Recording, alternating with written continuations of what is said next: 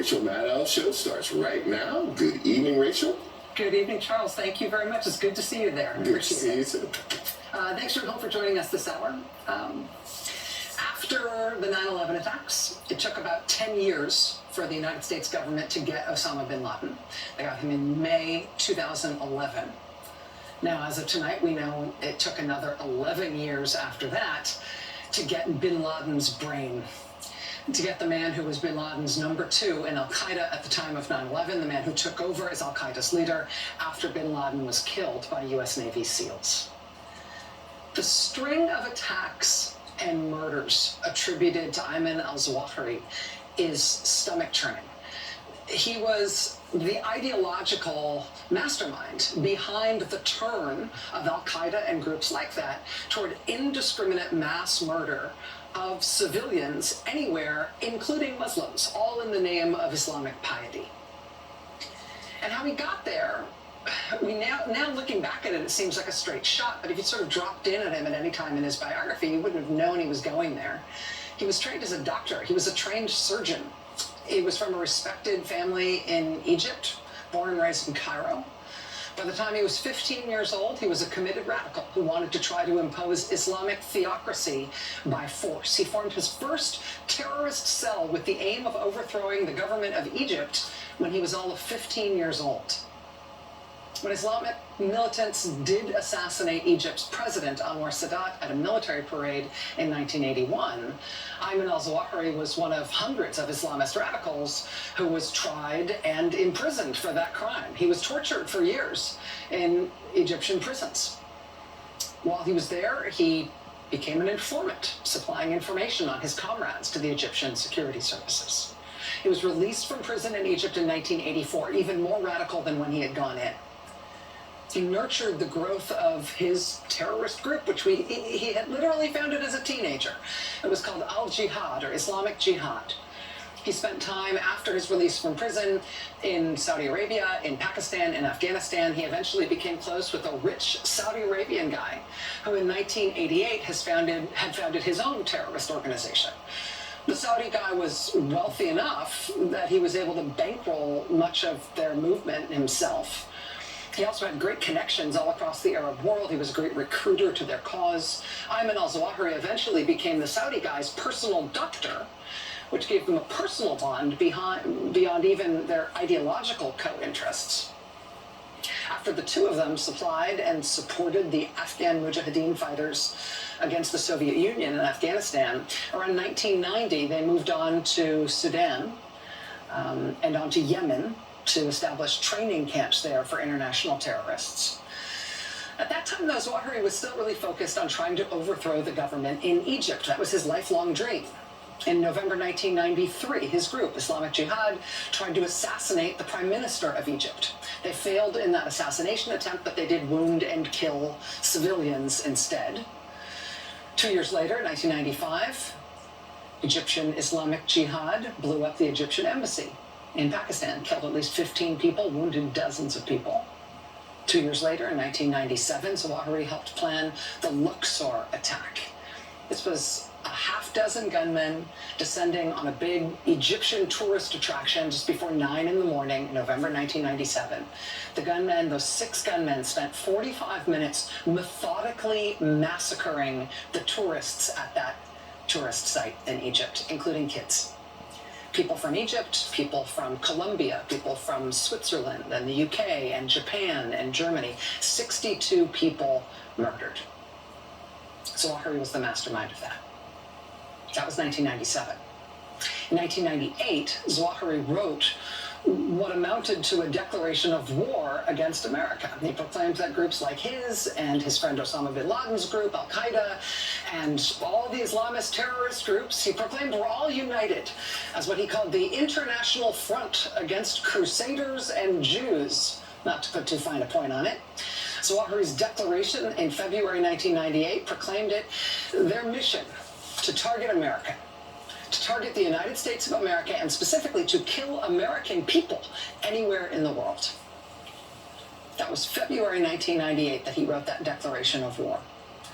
Later that same year, in August 1998, They blew up the U.S. embassies in Tanzania and Kenya. More than 4,000 people injured. More than 200 people killed. Then in October 2000, they hit the USS Cole, a guided missile destroyer, while it was being refueled in Yemen. 17 U.S. sailors killed, 37 injured.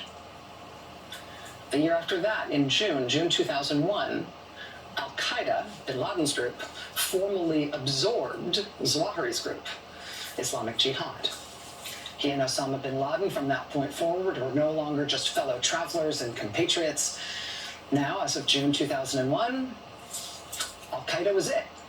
Zawahiri was bin Laden's second in command. And also, informally, his brain, his strategic thinker, his ideological guide, his doctor, the chief operating officer of Al-Qaeda. 2 days before the 9/11 attacks, in an operation masterminded by Zawahiri, a man named Ahmed Shah Massoud was assassinated. He was the leader of the Northern Alliance in Afghanistan. He was the strongest leader in that country opposed to the Taliban. Zawahiri wiped him out on September 9th, 2001, doing a huge favor to the Taliban, indebting the Taliban to himself, essentially. And then 2 days later, of course, they rained down hell on the United States of America on September 11th, 2001, in Pennsylvania and New York City at the Pentagon. This was the first wanted poster put out for Ayman al-Zawahiri after 9/11. This is from October 2001, just weeks after the attack. You see the reward for information leading to his capture at that point was $5 million. That would soon quintuple to a $25 million reward, the largest reward offered for anyone on Earth. After a U.S. Navy SEAL mission in 2011 took out Osama bin Laden, Zawahiri became the head of Al-Qaeda.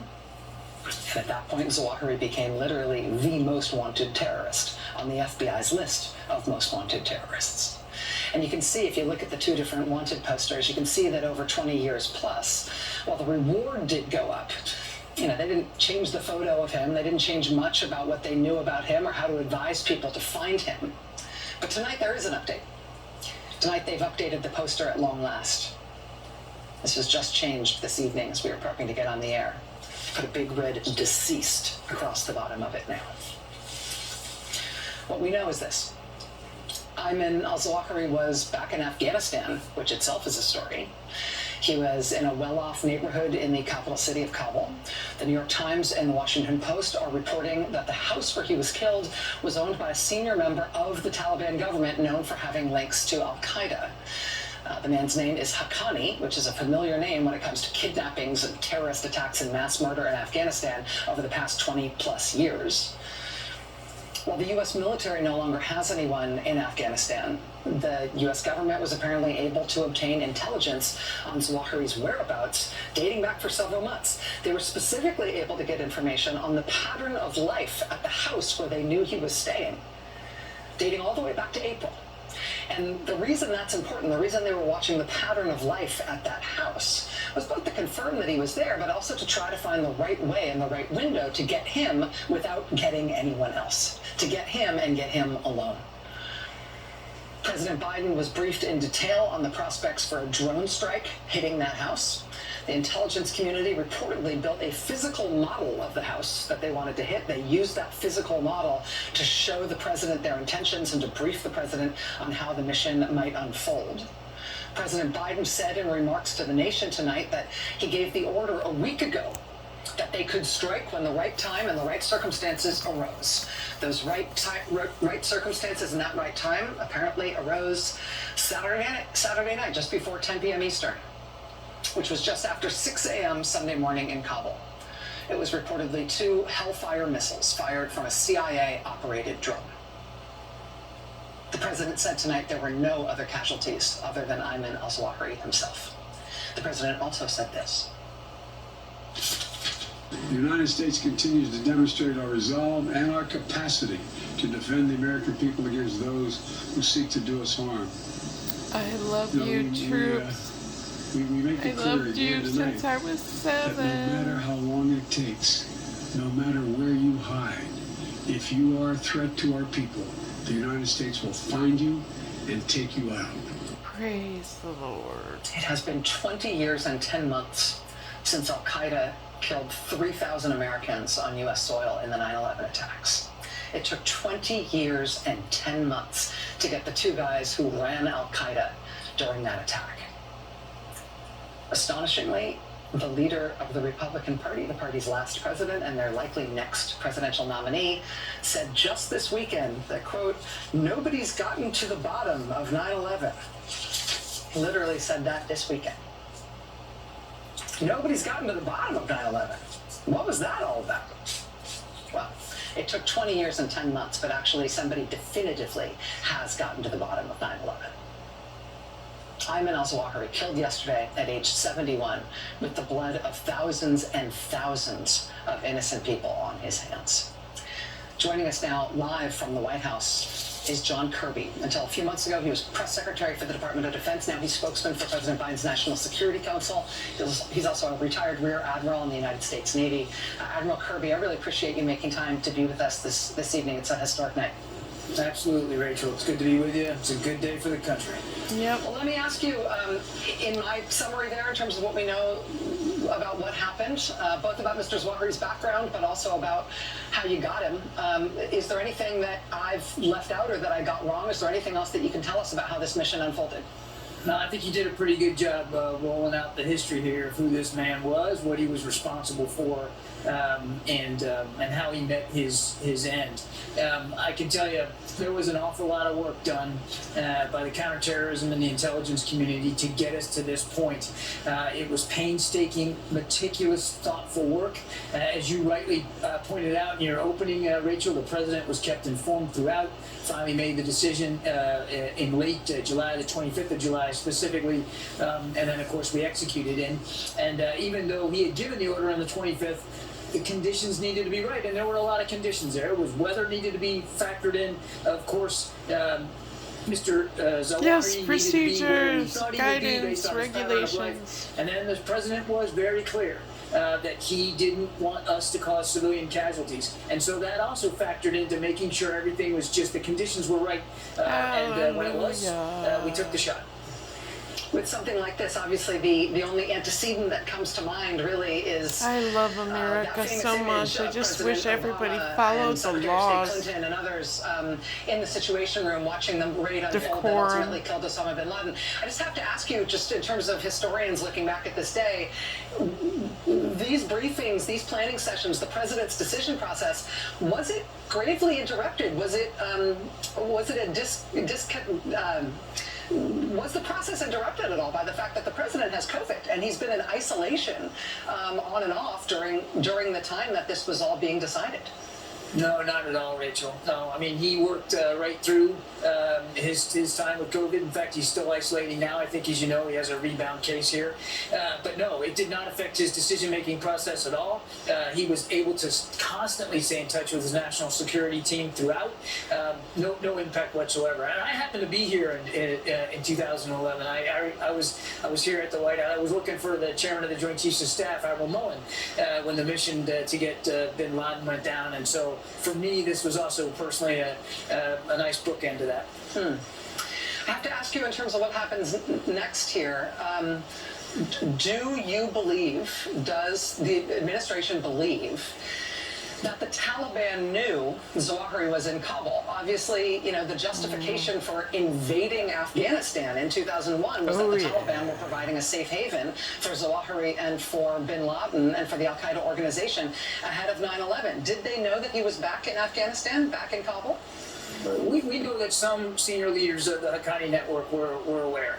And we know that from the way that they tried to cover things up over the last 24, 48 hours. That's really about as far as I can go into this. But we have indications that some of them were aware. Look, I mean, Al-Qaeda was on the ground in Afghanistan even when the president decided to end that war. And we knew that, and we talked about that Al-Qaeda was already reestablishing a presence there. We also said that we were going to watch that very, very closely and stay vigilant and make sure that we had the capacity from an over-the-horizon perspective to deal with any threats to the homeland Mr. Zawahiri's presence in Kabul certainly met that test because he has been actively involved in planning and plotting threats against our homeland going forward.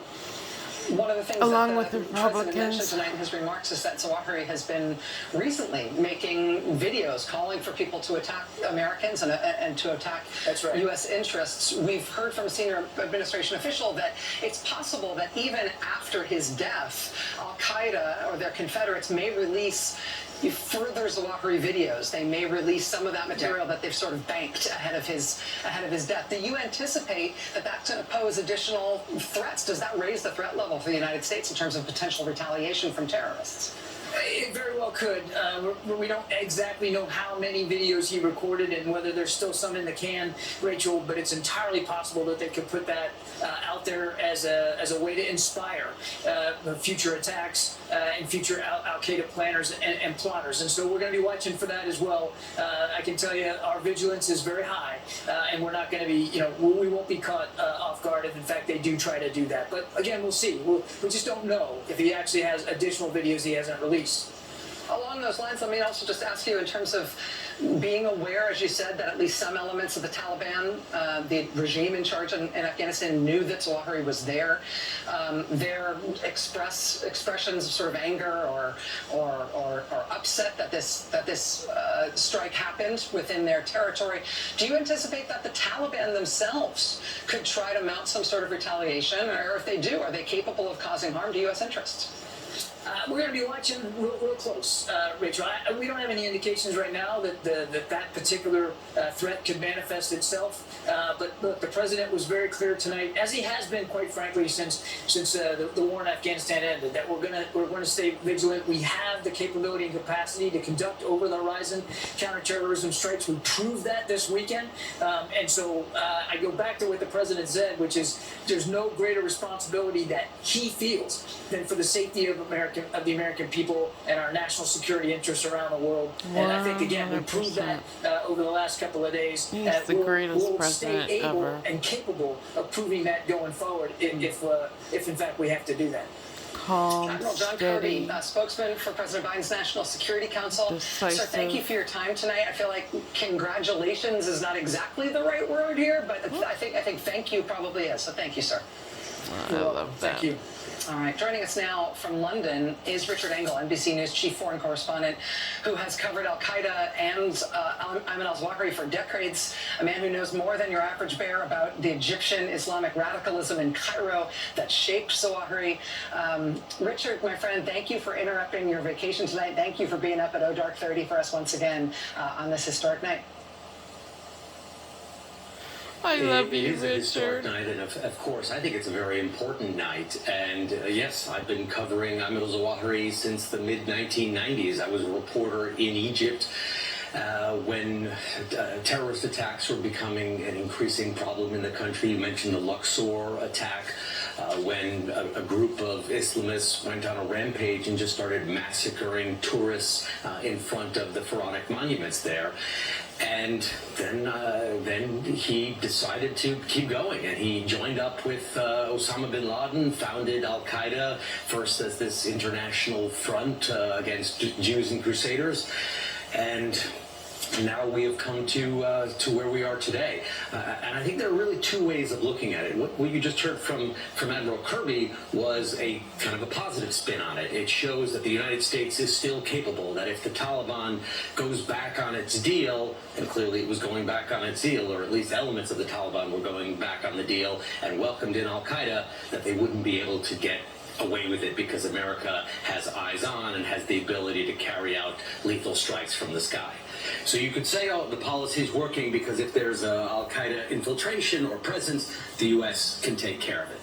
But there's another way of looking at it. It shows how confident and how arrogant, one might say, the Taliban have become. That even after swearing that they would never host Al-Qaeda leaders again, that they would never go back and repeat the past, that they don't just have an Al-Qaeda leader, they have the Al-Qaeda leader. He's hosted right in the center of Kabul. He's there for months, and it shows that they believe they can do whatever they want.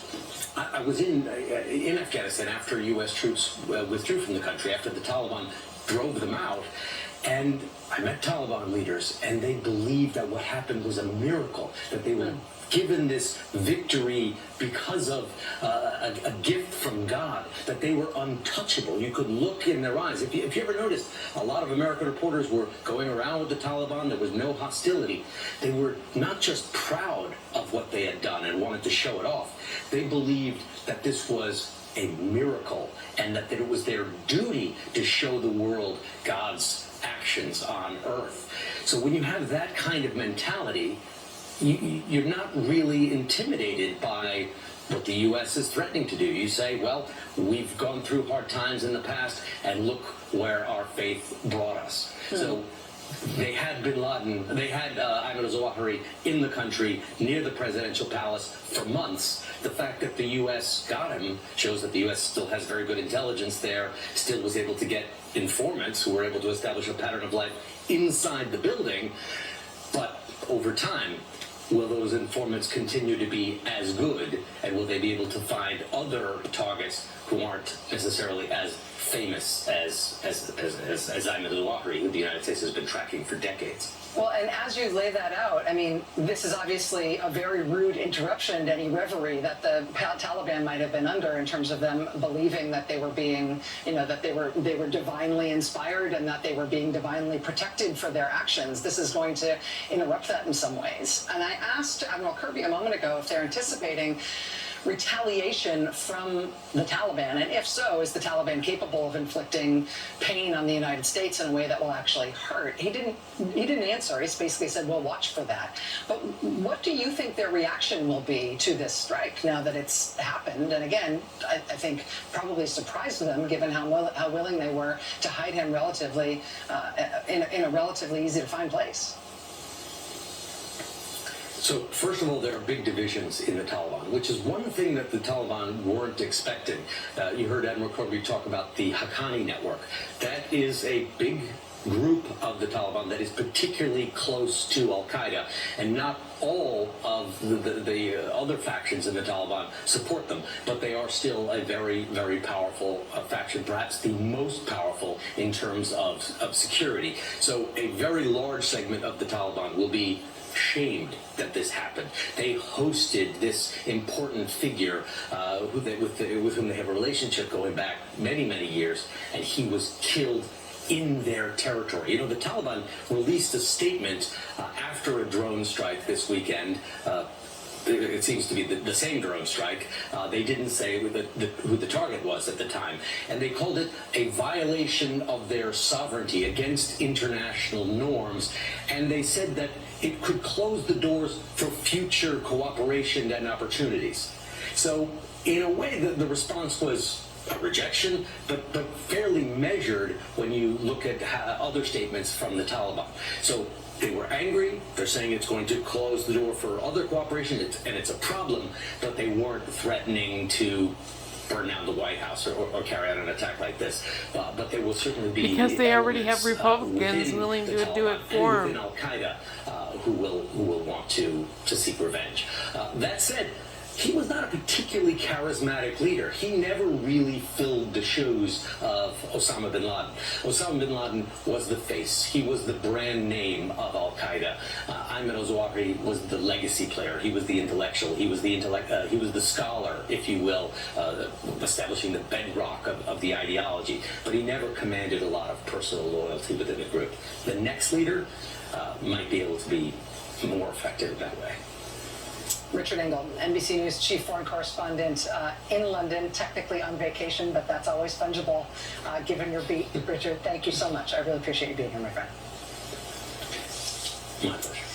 Again, President Biden tonight confirming from the White House the news that the leader of al-Qaeda, Ayman al-Zawahiri, age 71, who took over leadership of the group in 2011 after U.S. Navy SEALs killed Osama bin Laden. Ayman al-Zawahiri has been killed by a U.S. drone strike in Kabul in Afghanistan.